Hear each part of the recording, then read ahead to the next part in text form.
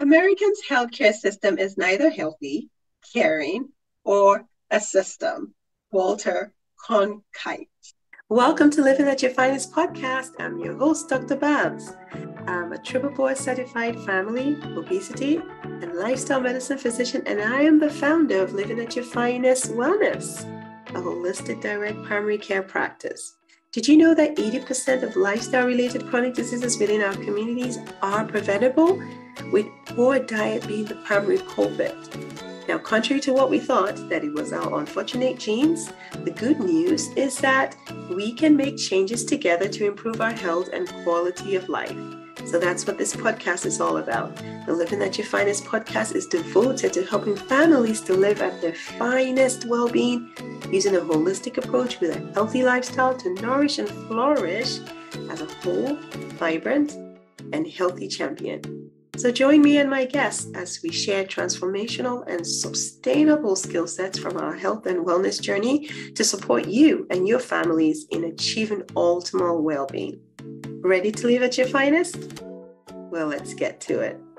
Hello, Living at Your Finest Health Champions. Greetings, welcome back to Living at Your Finest podcast show. Thank you all for tuning in to the show. I hope you and yours are all doing well and you're ready for the excitement of the holiday season. Well, let me tell you something that is so exciting for me today is that we have this amazing episode, one of a kind. We haven't had one like this before. We're going to be talking about an important topic that affects your health. And this topic will help you live at your finest, and it's health insurance. Now, if you're like me, it's actually healthcare insurance. But if you're like me, anytime you hear health insurance, you're like, oh gosh, you have no clue where to begin, where to end. I want to tell you, you do not have to have any fear because I have an expert in the audience. He is going to share and debulk and just really keep our hearts at ease about healthcare insurance. He's an expert in the field, and I'm so truly honored that he's on the show today. We're going to talk about three main topic objectives. One will be how the traditional fully insured health plans work and how insurance carriers actually make money. We're also going to talk about the traditional healthcare insurance brokers, advisors, and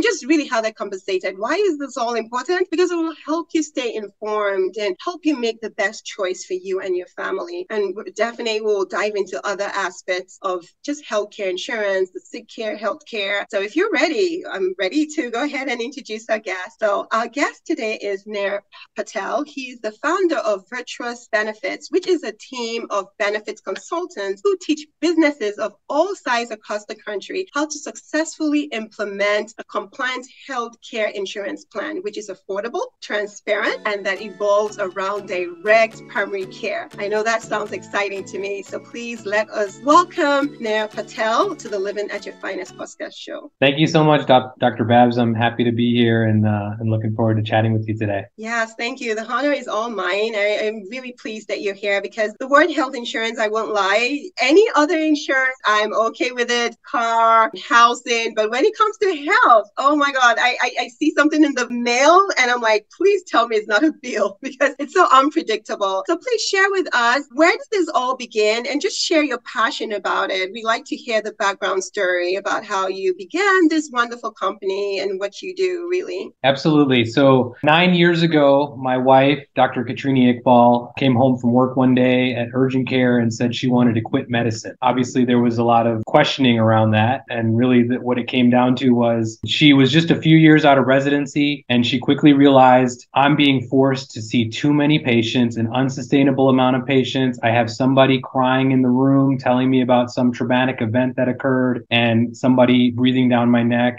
at the company reminding me I have 15 other people in 15 other rooms to see, and it just doesn't it's not going to work for you to spend more than 5 or 10 minutes with this person. And so she just really thought hard and long about her career decision and realized that anywhere that I work where I have to work for an insurance company, it's going to be exactly the same thing, and I'm not going to be fulfilled in this career path that I've chosen of becoming a physician. And so that's where we had to start really thinking about how do we find find something where a physician can be happy and their patients can be happy with the care that they're delivering. And so that's when we started kind of talking to everybody that we know and all of our colleagues and learned about the direct primary care model. And in February of 2015, we decided to open a direct primary care practice called Direct Med DPC in Austin, Texas, with 0 patients. And so we took that leap of faith, and my wife started her own independent direct primary care practice back then. And it started off, going well, educating our community and just community members about what this model was, right? And why it's more beneficial to patients. And throughout those years, I started kind of realizing if we really want to propel this DPC movement, we have to get to the source, which is employers, because employers where the majority of people in this country get their health care. And so if we can figure out a way to build DPC into employer-sponsored health plans, now we're really going to be able to propel this movement of direct primary care and get everybody to experience it, or at least,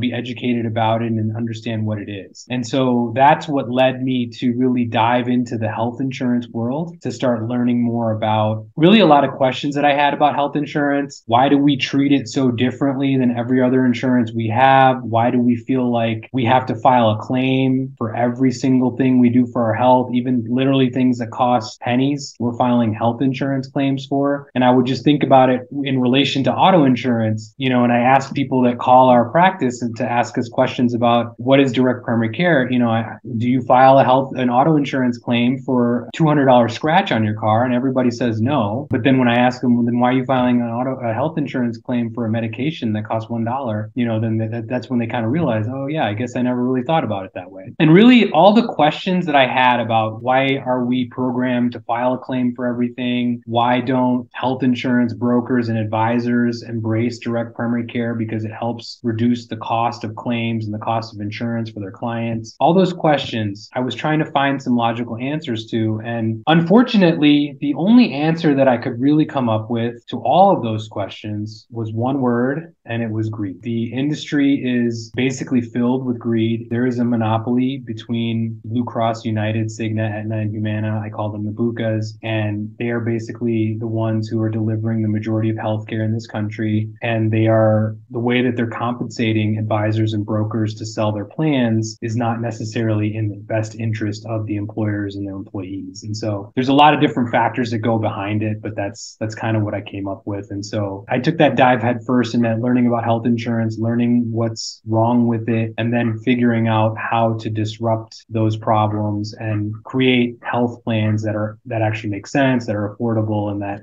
allow everybody to have the opportunity to have a DPC physician if they'd like. Thank you for doing that work. That was a lot. That was a lot of boldness to do that. I really applaud you for that. And also supporting your wife. It took her that period to realize that this is just not what I want to do. For me, it took me 15 years because I stayed in the traditional setting, and every day I would complain. I think the last part of the 5 years was when I became really intense, but I couldn't figure out what was the alternative. So that was when I learned about direct primary care, because I knew that I wanted to open up my own practice and be more holistic and spend more time with my patients. I was that doctor always running behind. Even though there were several patients waiting, I felt each patient deserved their time, but I was burnt out at the end of the day. But I kept doing it over and over, and I realized that this is not sustainable. But to your point, I didn't want to now open up my own practice and also deal with insurance again. So direct primary care definitely saved my life. I say that, and saved my family's life. And it was just a breath of fresh air. But I'm just really pleased to know that there are people like you and a company like yours that has dived in to figure out what the issues, because people don't know, even as doctors, we truly don't know the intricacy of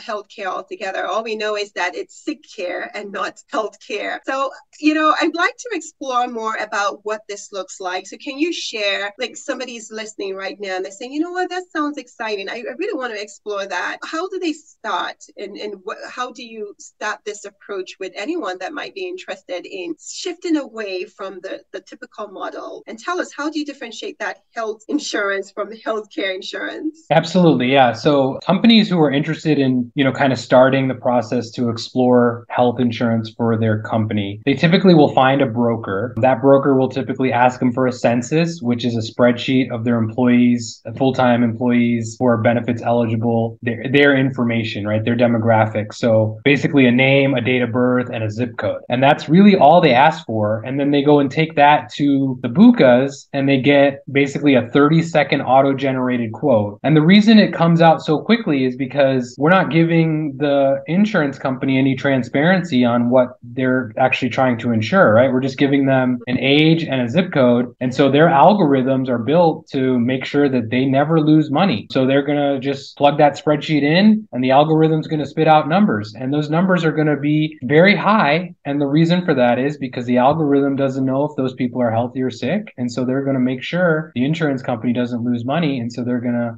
basically overcharge to make sure that that happens. That's one of the issues that we address with our strategy. Then the broker comes back with, many different plan options from all those different carriers. And most of them are pretty expensive and confusing. And they ask the employer to choose something, right? And so the employer is usually confused and overwhelmed at that point. And so they're saying, well, you're my advisor. Can you help me choose something? And that's the point where an employer really needs to understand the way that their advisor is compensated and, really wanting to make sure if their advisor's incentives are aligned with their own, right? And the way that health insurance carriers compensate brokers and advisors is through essentially a commission. So they're collecting premiums from the employer and the employees, and then they are taking a percentage of that premium and delivering it to the broker advisor as a commission. And so there are some major issues with that as well, right? I think we all know that health insurance costs never go down. They just continue to go up. Going up every year. Year over year. Industry average is actually 10 to 30%. So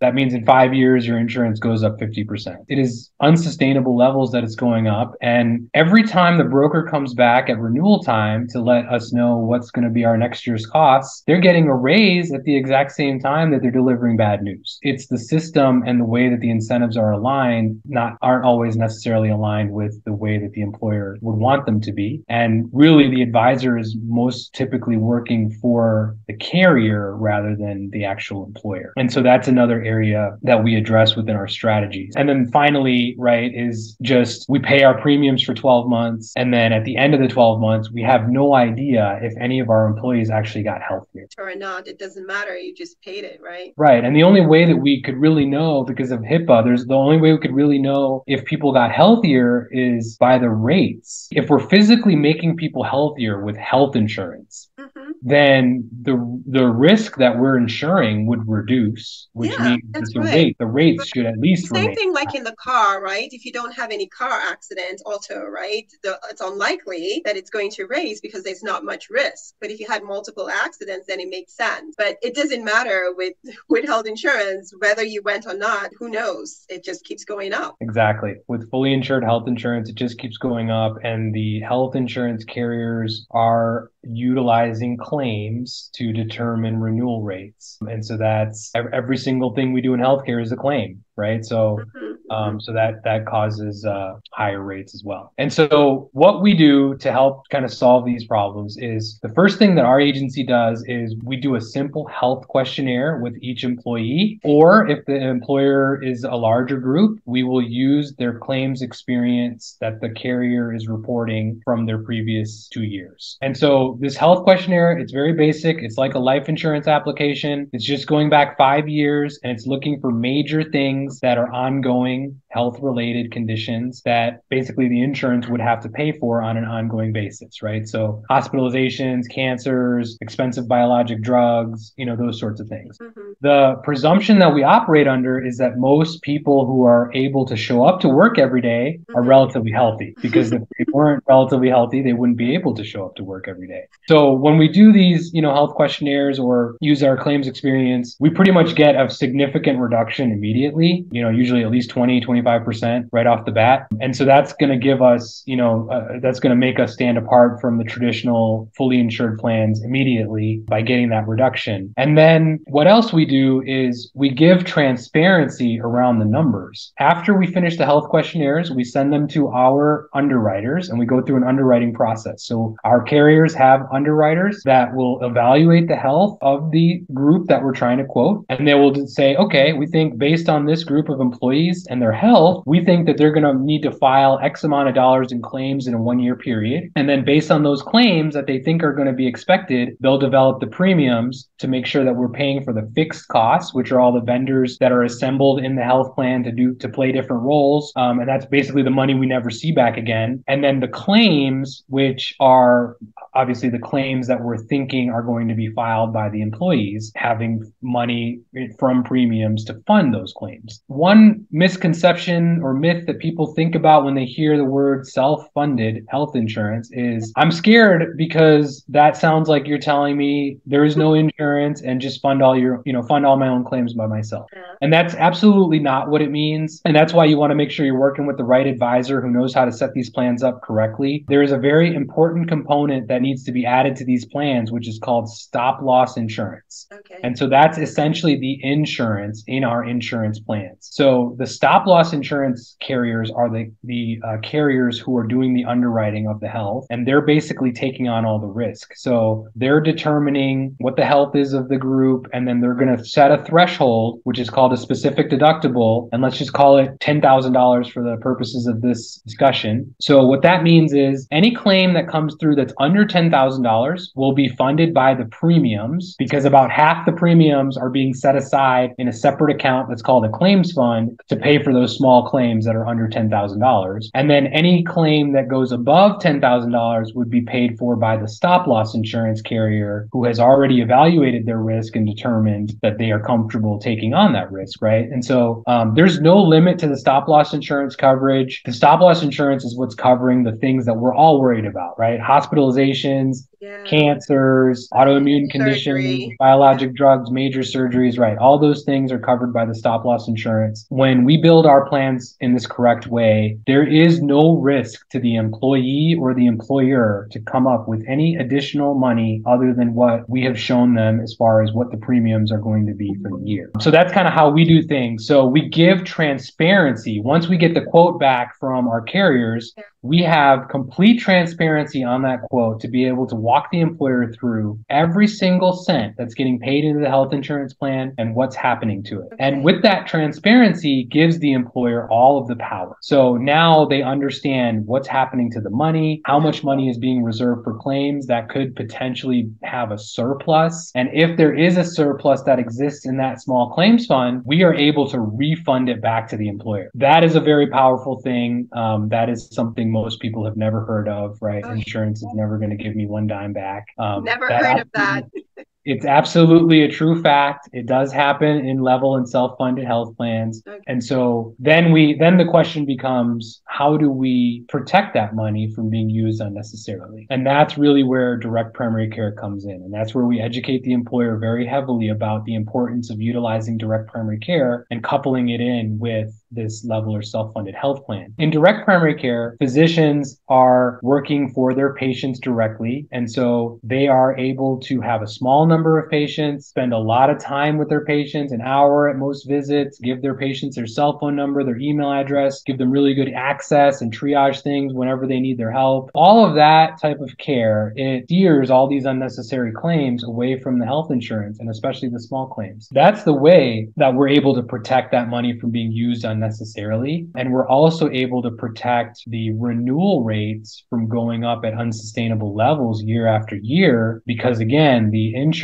carriers are using the claims data to determine their renewal percentage increases. So if we're significantly reducing claims, because we're not giving them that ammunition anymore to, to raise us 10, 15, even 30% year after year. Thank you so much for joining me on this week's episode. My goal on this podcast is to empower, educate, and encourage you to take actionable steps to triumph at living at your finest, body, mind, and spirit. Of note, the information provided here is for educational purposes only and does not substitute as medical advice. Please discuss your healthcare needs with your licensed medical professional. If you are in need of a compassionate and comprehensive holistic physician or know someone who is, please reach out through my website, livewellness.com, for a meet and greet. It will be my honor to talk to you. Are we connected on social media yet?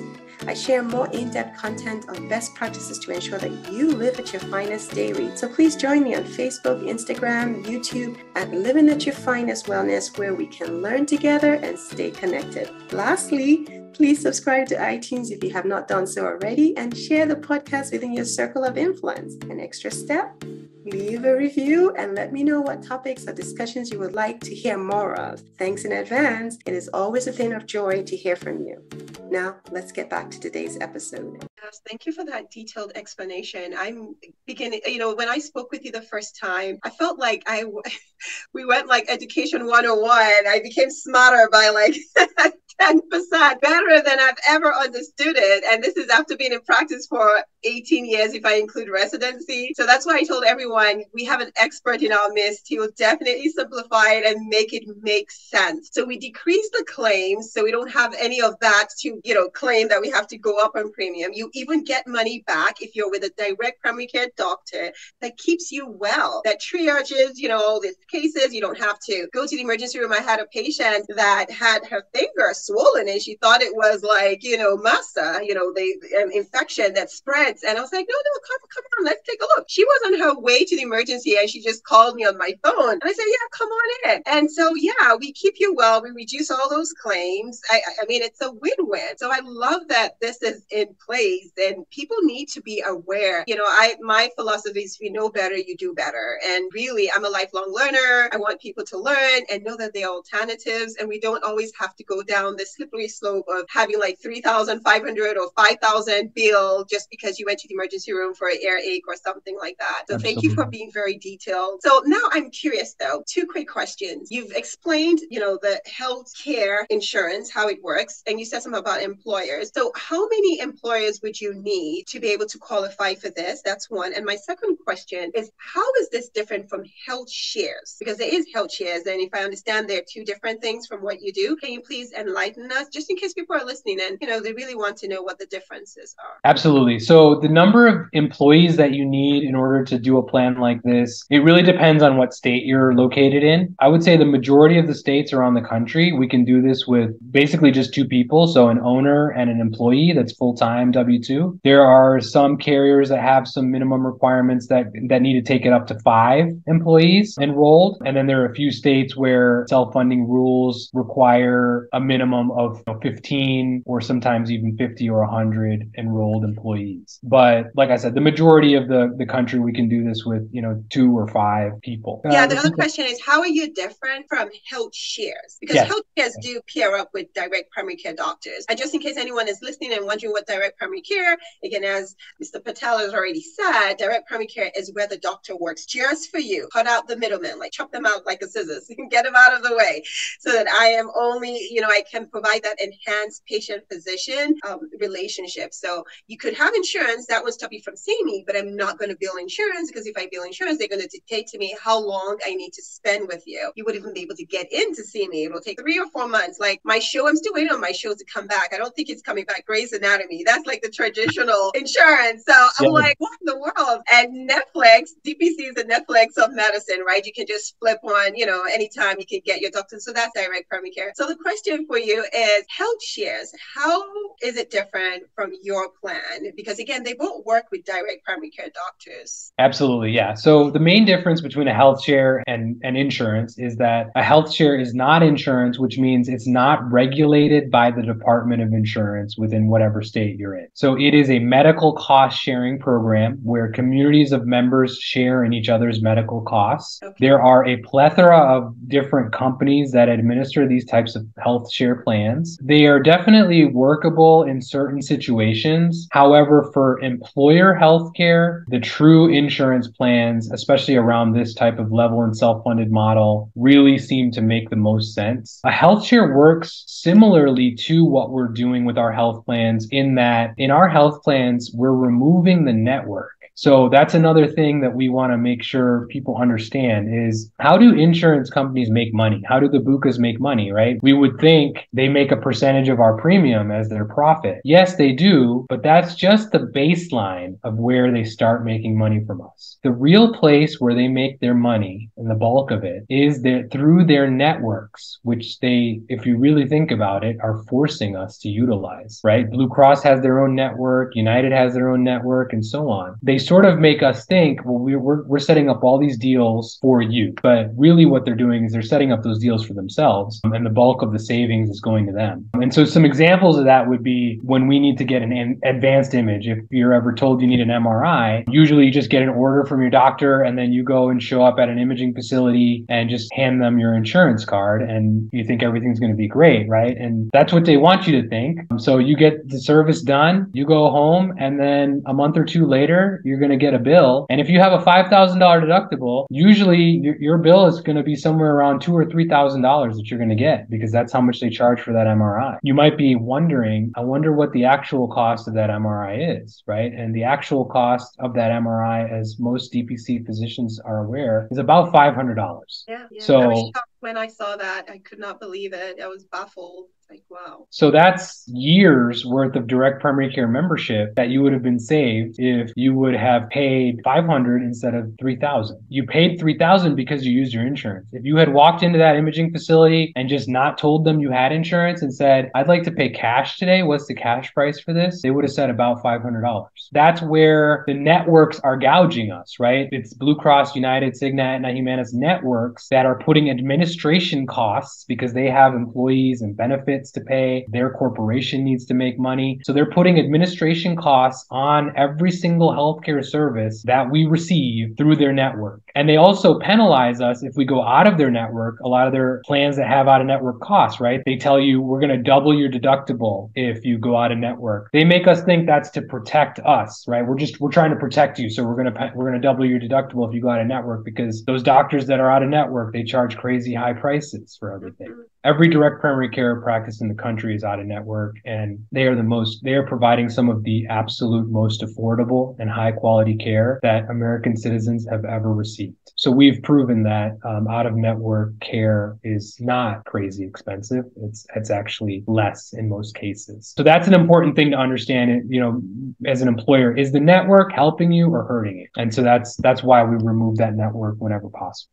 And that's the key question to ask yourself, you know, as we get into the end of the year and entering into a new year. And this is the season where everybody is looking at their plans. Okay, does this work for me? Is it hurting me? Did I get to see my doctor? How much time did I spend with my doctor? These are the questions that we need to ask each other. And so that's why we bring this conversation up in this podcast, which is all about holistic health. You know, if you're not seeing your doctor because you're afraid of how much your bill is or you can't make your deductible, then unfortunately you have no idea what your state of health is. And I believe don't guess, test, right? But if you don't know how much your bill is going to be, you're not going to go to the doctor. So that's why it's important to have this conversation. And for us as, you know, different homes to just sit back, or, you know, if you know somebody that needs help with insurance, there's resources out there. So I really hope that this rings a bell and helps anyone listening at this point, that there are options out there. Please do not just sit in your home and feel like, oh, well, I'm going to wait till when it's really, really bad and then I'll go to the emergency room, because I've heard that quite a bit. You know, find a direct primary care, find a health care to take care of whatever catastrophic events that you have that would happen. We don't pray for it, but you definitely need to have some form of coverage. And again, we know health is wealth, but it doesn't mean that we need to go broke doing it. We just have to have the right program. So thank you so much, Mr. Patel, for,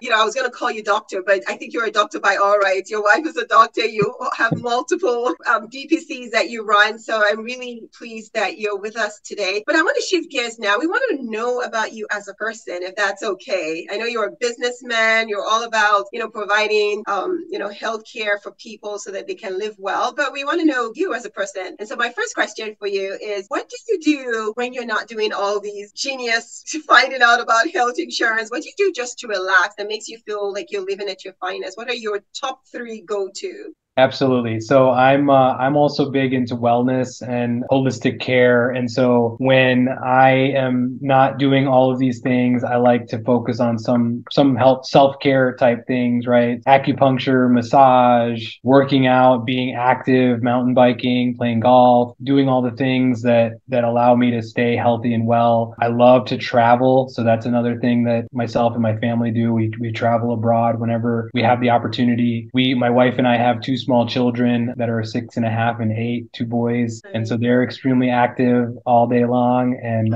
they keep us really busy. But yeah, we love to travel abroad and experience different cultures and food and sites. And I think it's really educational for the kids too. So that's what we enjoy. Fantastic. It's not only educational, but it's just so relaxing, right? You get out of that fight or flight mood. So that's amazing. So, well, my second question is, before I give you the opportunity to share with the audience how we can get in touch with you, tell us anything, just anything that's new in the works that you're going to be up to in the new year. But my last question for you is, since you said something about traveling, it got me curious. What is the most adventurous thing that you've done that nobody generally, I mean, except your family, that you've done that you would like to share with the world? Your most adventurous thing that you've done up to date? That's a difficult question because I feel like there have been a few adventurous things, but I guess Maybe I'll the talk most about recent one.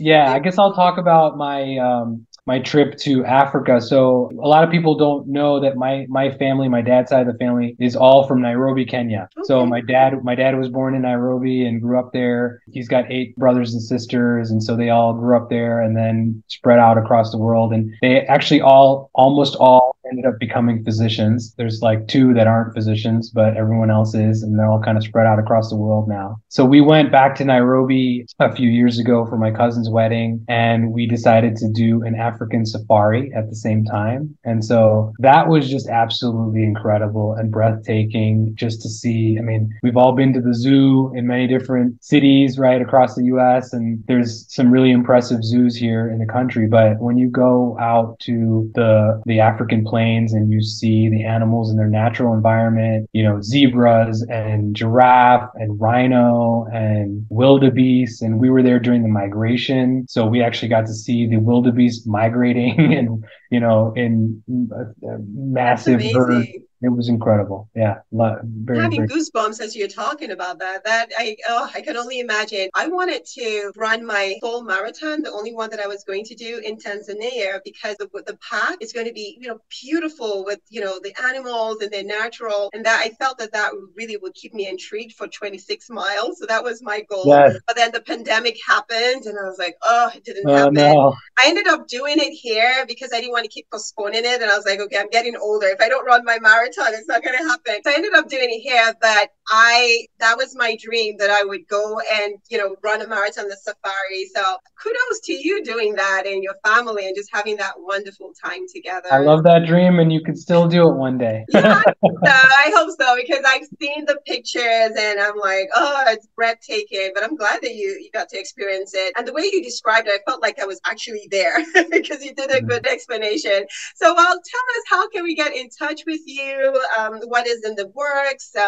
Just your contact information, and I'll certainly place it in the post and wherever the platforms that we have our podcast. But I would just like you to share how individuals can get in touch with you, and just any last parting words that you want to say. Absolutely, yeah. So our agency is continuing to grow throughout the country. We work nationwide. We're located in Austin, Texas, but we do work all over the country. Basically, if you're interested in kind of getting some quotes or learning more about our strategy, you can just contact us. Our website is www.virtuousbenefits.care. Our phone number is 512-827-7925. You can text us, you can call us, you can live chat with us on our website. There's many different ways to contact us. And yeah, please just reach out. We'll be happy to help you and happy to kind of walk you through the process. We are also attending some conferences in 2024. There's a direct primary care nuts and bolts conference in Orlando, Florida